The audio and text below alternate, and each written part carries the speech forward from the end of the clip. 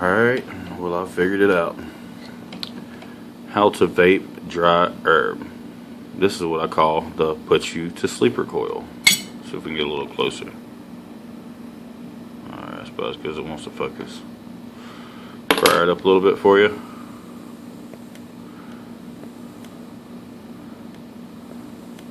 They both ramp up. The bottom just ramps up a little hotter because the dry herb that I'm using for this one doesn't wick very well. What I'm going to do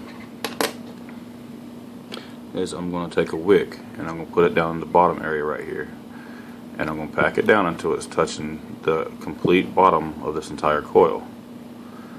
And then what I'm going to do is put my dry herb into this pocketed area right here. What it's going to do is this wick is going to help the juice from when you drip it, it builds up into the well. It's going to help wick it up to the bottom of the dry herb. What you want to do at the same time, you want to keep trying to wet the top of this. Even though this is burning at a lot lower temperature than this one is, it is still indeed burning. It is getting red hot. So you need to keep the dry herb wicked as well as possible. With a drip tip, you could drip straight down from the top. I'm actually using a very small RDA. It's more of a personal challenge than anything.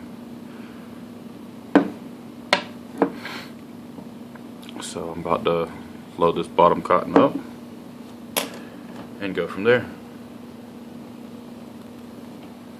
Only takes a very small amount.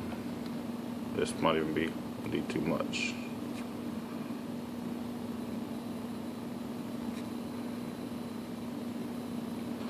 We're going to try this out.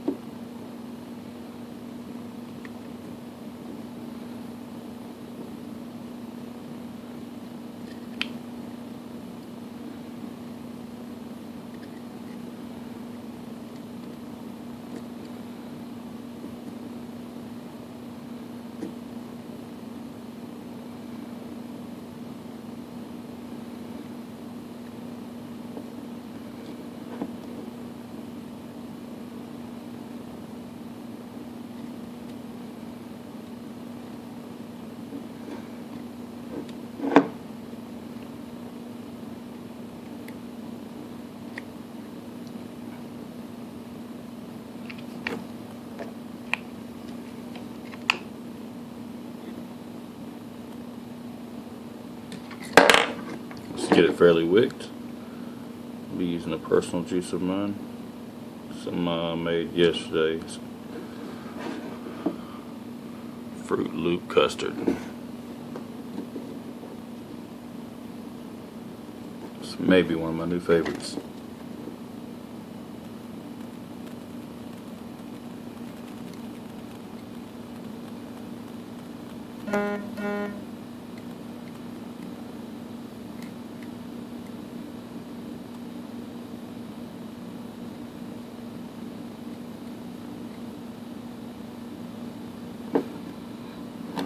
Looks good to me. Got it cotton completely on the bottom side of that coil. That should wick it fairly well.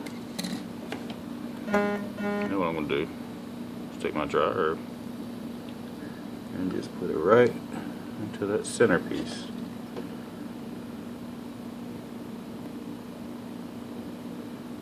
I'll push it in there a little bit, just so it don't touch the sides.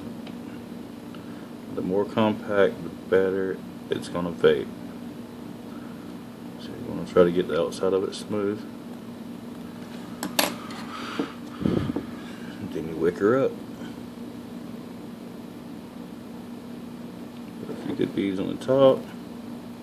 Get the side. You want to saturate this as good as possible. What I like to do, I like to push it against the dry herb and squeeze. There we go. Push against dry herb. Squeeze. It really helps to saturate it so you don't have to wait quite as long. Alright, got a little bit of spill. Wipe off. And that, my friends, is the new evolution to vaping dry herb. We're still going to let it wick for about another 2 minutes or so.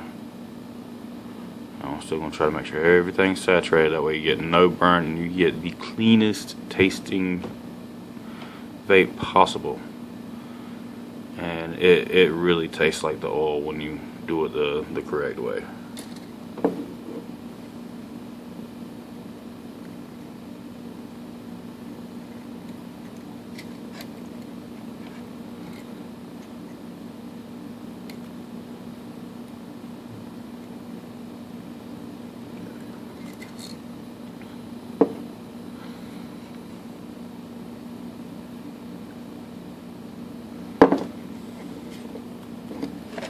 As you can see in the back, the well is about full.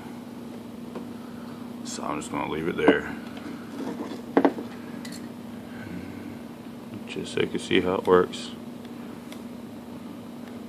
Yeah, ain't she beautiful? And we're about to be vaping. Show you how it's done. I use this one and I put the air right against the front of it. Also has air in the back to keep the other side cool as well.